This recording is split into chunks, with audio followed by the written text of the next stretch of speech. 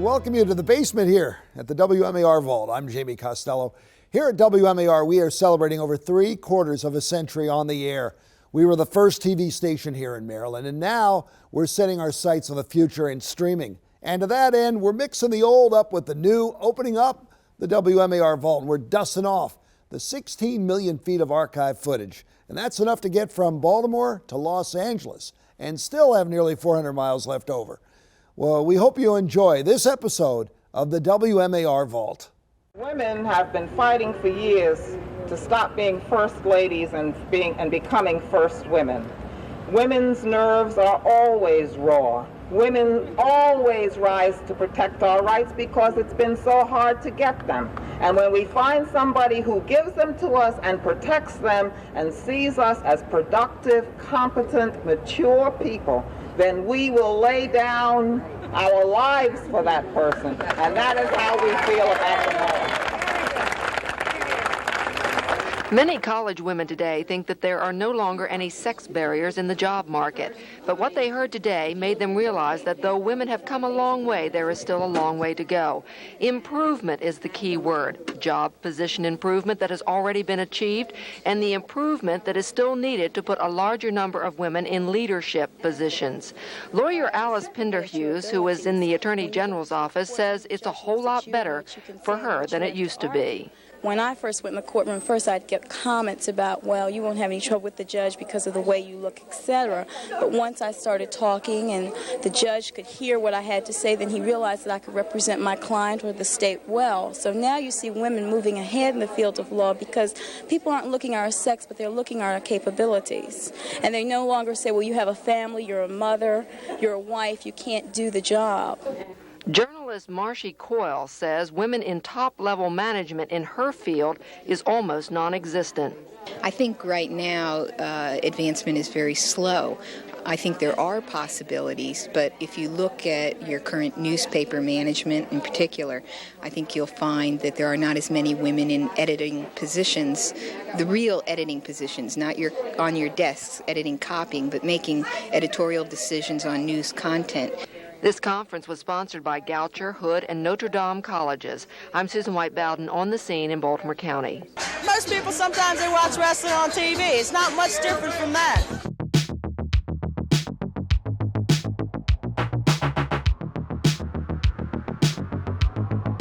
These Tuesday night titans call themselves Sensuous Susie, Slick Chick, and Luscious Lynn.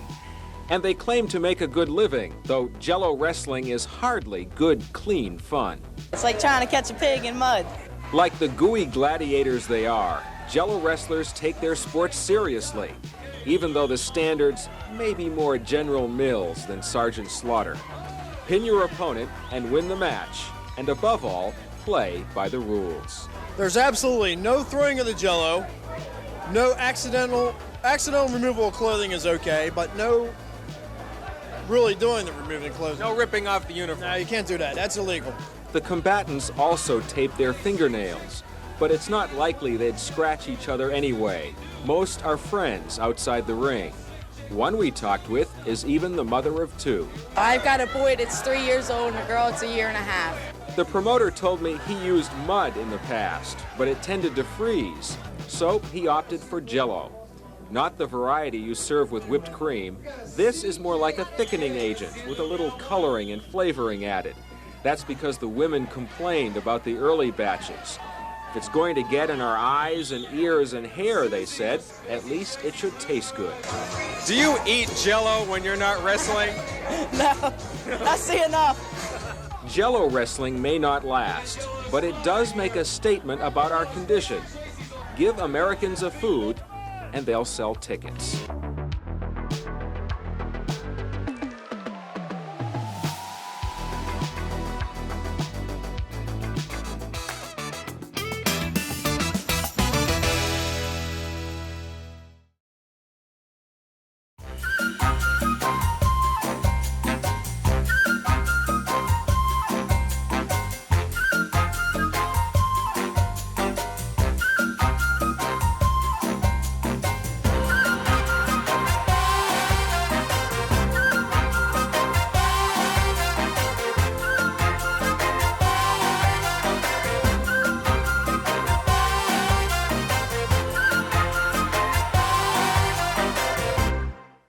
the centuries, art has always seemed to express the mood of the people of the world. In this day and age, when members of the mod generation have made themselves very well known, abstract art is nothing unusual. But this current exhibit here at the gallery at the Park Plaza is a little bit way out beyond what we normally take as abstract art. The artist is Ron Jaffy. Mr. Jaffy, how did you come to paint this type of artwork, and what do you call it? Well, I call it primary negatives, in that I'm dealing primarily with negative space used in primary shapes.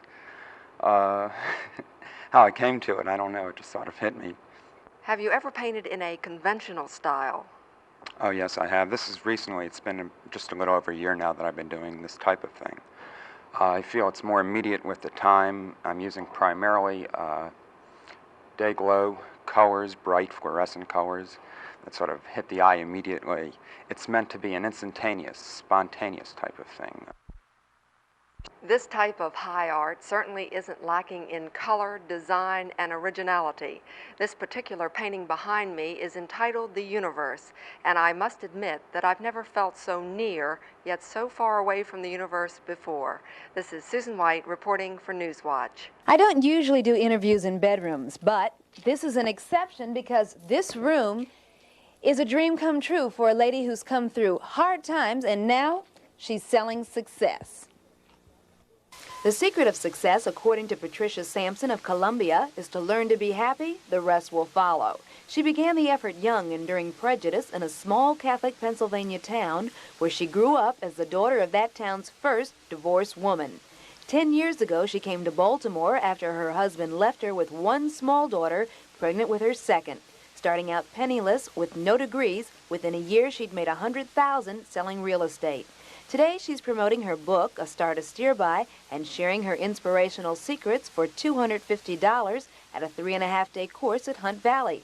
She says success is not about money, but Money gave me an ability to really start seeing who I was and start really looking at life and the things that I really believe are the answers, like awareness. And I was able to, I just got a sense of destiny through that. Now, back to the bedroom and some insight into the inspiration Patricia Samson is marketing. This is one of my real beliefs. I think that we really need to create a space that is totally us, that we could totally express all of our different dimensions, because everyone has so many different dimensions to their being. And during our lifetime, the reason why these things happen to us and why we're not happy is because we don't get to express enough of those dimensions. While some people might be offended to be called a super salesman, Patricia Samson is proud of the label. After all, she says what it really means is people like you. Joyce Jefferson on the night scene in Columbia. Will this little Girl Scout grow up to be Miss America? Actually, she's well on her way. Mary Beth Harth of Catonsville, now a 25-year-old University of Maryland dental student in the top 10% of her class, is this year's Miss Maryland. Saturday, she's off to the Miss America pageant in Atlantic City.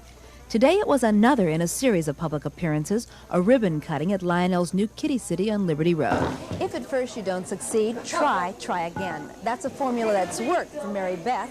This year was her third attempt to clinch the Miss Maryland title. My first year was total inexperience. I was just there to have a good time. That was me, natural. If you saw in the pictures, I came with very plain prom-type gowns.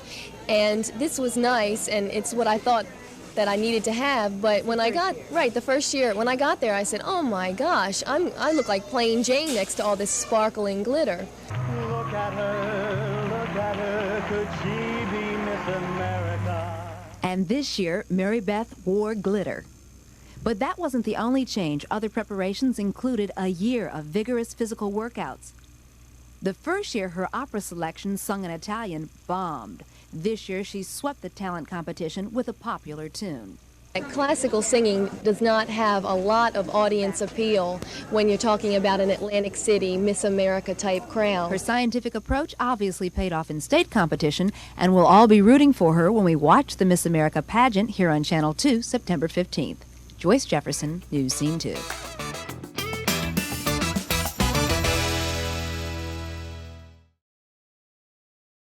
Miss Black Maryland 1972 is June Paig, and she was chosen such on Saturday night at the University of Baltimore. Congratulations, June. Thank you very much. And from those who were watching say that she has a good chance of representing Maryland well in the national pageant. Everyone feels you will be a finalist. What is your background? What do you do here in Baltimore?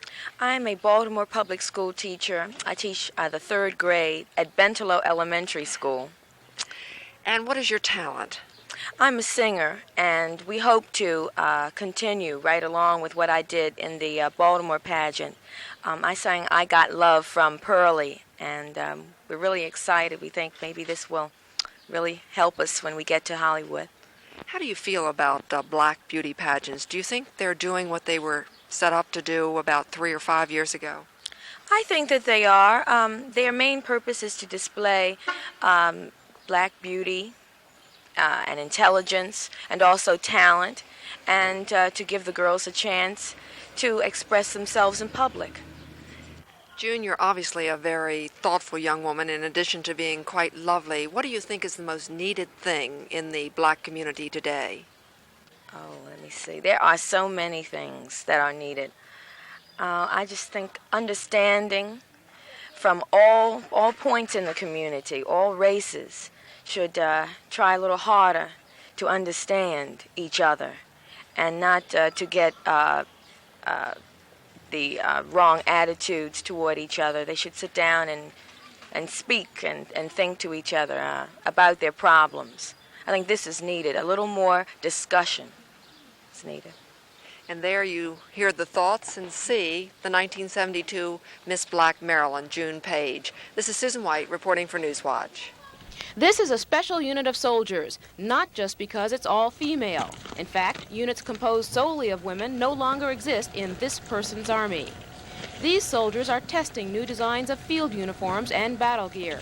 This early morning hike is just to warm them up for this. Let's go, let's go, let's go! Come on, come on! Physical fitness is not the point. The fit, cut, durability, and comfort of the uniform is. It's hard to see the difference, but 2 uniforms are being tested. One that would be issued to women only, another that could be issued to either sex. If we are able to use the basic male sizing system and interject female sizes into the lower range where they're necessary, then you probably could get away with a uniform sizing system of somewhere in the neighborhood of 40. Bernie Corona is overseeing the test here at the Human Engineering Lab at Aberdeen. He says the old field uniforms women wore were made of flimsy wash and wear that wasn't warm enough and simply did not hold up. New boots are on the way, too. These smaller versions of men's boots won't do. A woman's foot is usually narrower and has a higher instep. Helmets have been resized and redesigned for unisex distribution, and even the flak jackets fit everyone. The garment's been designed with some cupping in the chest area to allow for accommodation of the breasts. The Army's been testing all kinds of clothing here from the inside out, including bras. Ordinarily, the Army issues allowances for women to buy underwear, but they found that some women tend to buy underwear for looks, and the lacy stuff just doesn't do for field work. In fact, the women vote almost unanimously for the new gear. Basically, it's a lot more comfortable uniform, and they look a lot better, too. The Army hopes to have its new unisex uniforms ready by the winter of 1981. I'm Frances Harden on the scene at the Aberdeen Proving Grounds. Baby pictures are indeed back in vogue in homes all over Baltimore. We are, in fact, experiencing a baby boom here. As a result, baby businesses are also booming, and hospital nurseries are bulging. Here at St. Joseph's Hospital, the nursery is literally filled to capacity, and with numerous other women ready to deliver at any time, arrangements are being made to accommodate them. We order new cribs, new bassinets, and we need more beds. So you are filled. You have a full house, right? 42 babies in the nursery today. 3 years ago, this same nursery was practically empty, with 10 or 15 babies here at any one time. Hospital officials expect 1980 to produce the biggest baby count they've had in many years, perhaps more than 2,500. In 1979, 2,200 babies were born here. The question is why? The answer I found is that many women who 10 years ago decided they wanted to wait to have a child, to work first and have a baby later, are deciding that it is now later.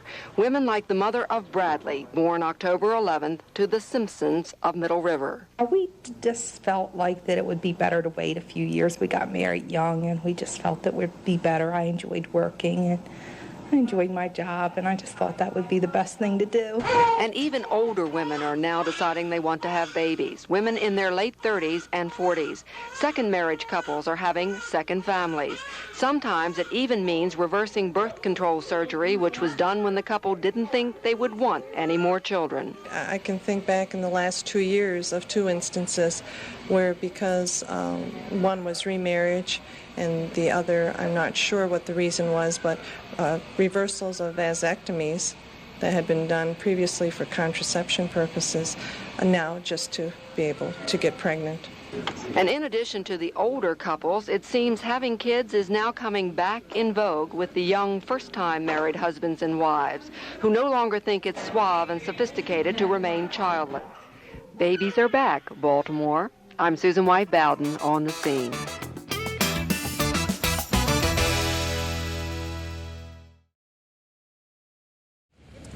Each day around 2 o'clock, the Sun Paper's delivery truck pulls into Television Park and is stopped at the front door of this television station. And out jumps Shedrick Holt.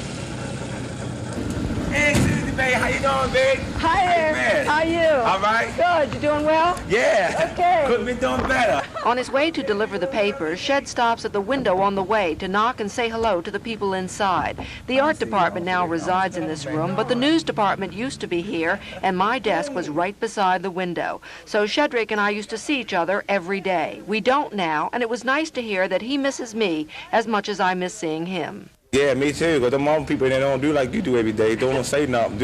They'll sit there with, moaning, groan all day. Then until I come past, have a little laugh with me, then I keep going.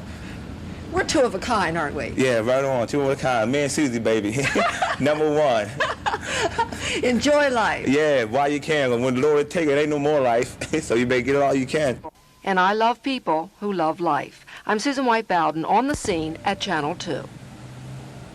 A silver company here in Baltimore is planning to add on to its present building. In doing so, they are planning to build a time vault of sorts.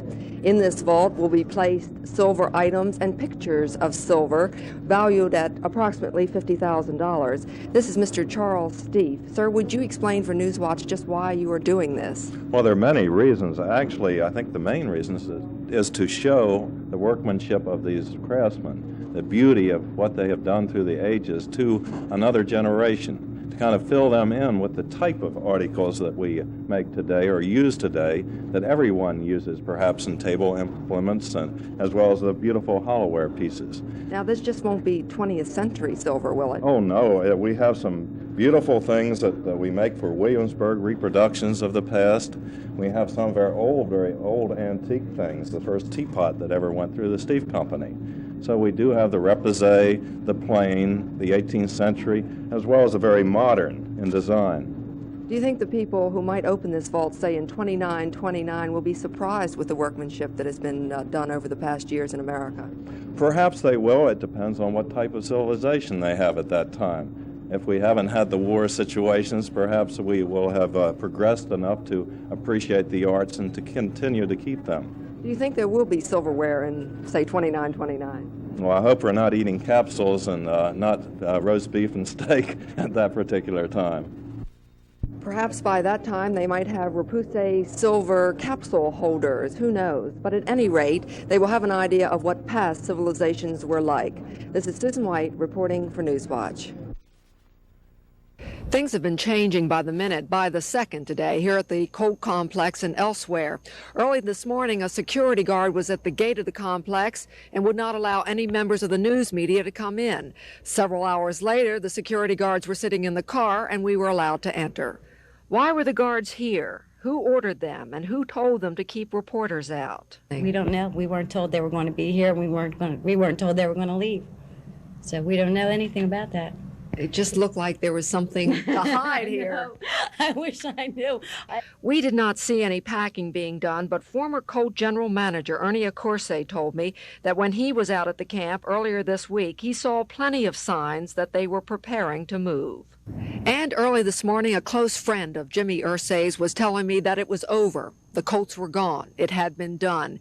And he was saying that Jimmy Irsay's wife and 2 children had left Baltimore to avoid any possible repercussions from angry fans when the deal was announced. We went to the Irsay home in Lutherville and found that the family has left the Baltimore area. Tony Lindhart, former Colt kicker and a friend and neighbor of Jimmy Irsay, told me that the Irsay family has received some threats and that they feared for their safety when, if, a deal to move was announced. But my wife told me 2 days ago somehow they were scared of a letter they got or received it in the office or at home, and Jimmy told his wife to go to her mother. She probably went to Chicago. The only thing I know, Jimmy was very scared something happened to his children, and I know he likes very much, and so he made the decision to send him home to his parents or whatever. Have you heard, has he said anything to you about when a deal might be signed or sealed or delivered, or if? No, Jimmy didn't answer. I tried to call him yesterday, but he obviously was too busy traveling, so I haven't talked to him in the last 3 days. Lindhart does not believe that the Irsay family will ever come back to Baltimore to stay. I'm Susan White Bowden, News Scene 2. For more than 75 years, WMAR has brought the news into your home, from film to video to tiny digital cards, over-the-air cable satellite, now streaming. And we'll keep moving forward and remember to look back at the stories and the moments that made us all Maryland. We hope you've enjoyed this episode of the WMAR Vault. We will see you next time.